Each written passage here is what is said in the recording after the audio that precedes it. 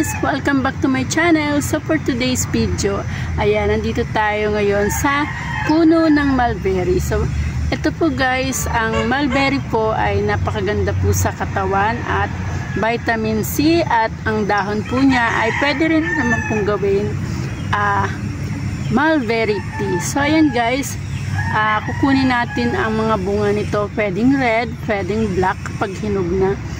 Ito ay napakagandang vitamin sa atin. So yun guys, samahan nyo ko. Pakita ko sa inyo ang aking mga mulberry.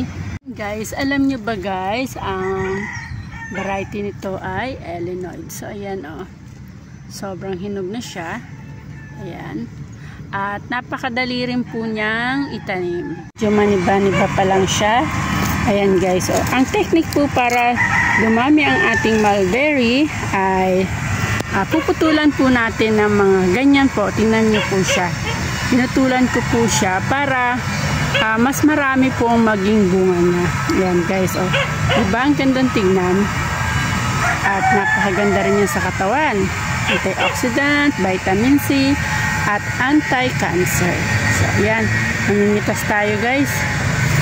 Namitas na rin kasi dito nung isang araw. So, nakadami rin sila. So, ngayon lang, ito lang ang mga nakuha natin. Pero, marami pa dyan sa mga sulok-sulok. Ayan guys. So, tingnan nyo.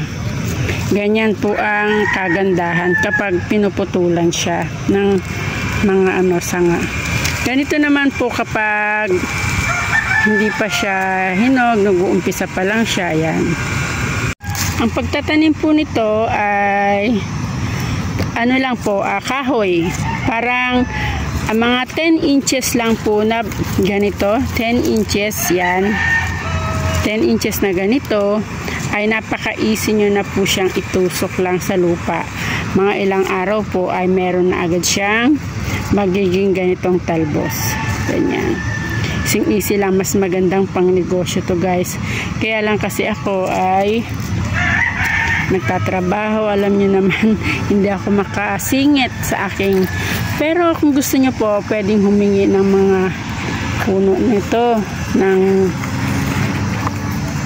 niya, stem. Yan o, ang ganda o.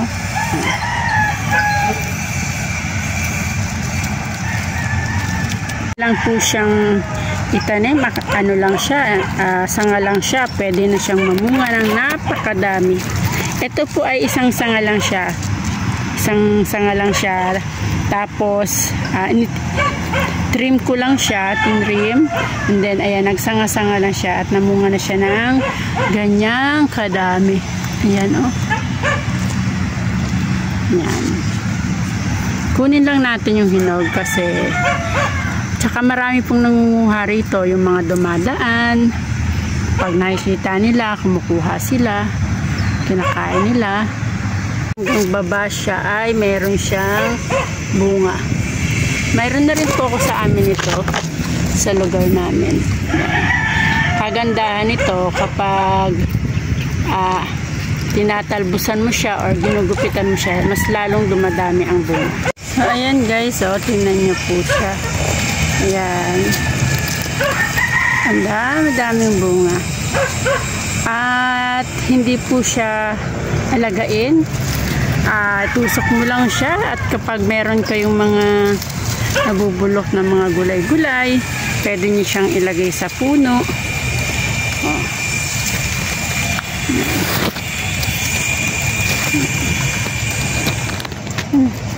Ayan. Ayan, tabas-tabasan nyo lang yung niya para makakuha kayo ng napakadaming bunga. Ayan. Kahit di na kayo mag-vitamin C pa, dito lang ay solve na yung ang inyong vitamins, libreng-libre. Ayan.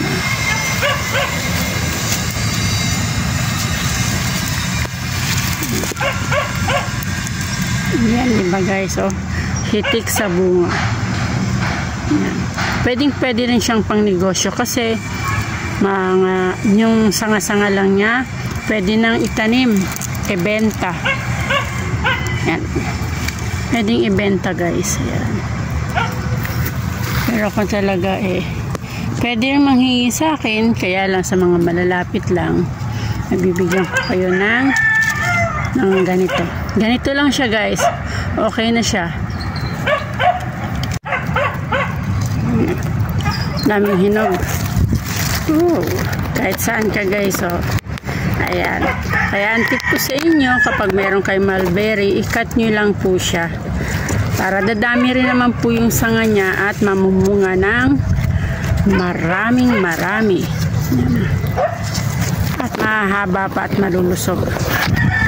Okay na vitamin C, antioxidant guys, anti-cancer, saan pa kayo. Napakadaling tumubo. Yan. Halos kasing taas ko lang to guys, pero grabe. Nakaisang plato na yung kasama ko. Pagkatapos yung kapitbahay namin, tatayo lang siya dito. Lalakad, pagkatapos kain na siya ng kain. Kain lang siya ng kain. Ayan. Ang tamis po nito, ang tamis.